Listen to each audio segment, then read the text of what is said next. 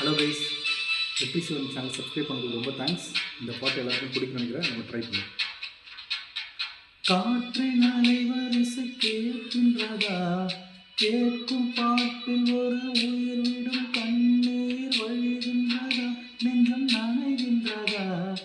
இதயம் கருகும் ஒரு வாசம் வருகிறதா? காற்றில் கண்ணீரை ஏற்றி கவிதை செந்தேனை ஊற்றி கண்ணே உன் வாசல் சேர்த்தேன். ஓயும் ஜீவன் ஓடும் உன்னே ஓடோடிவா.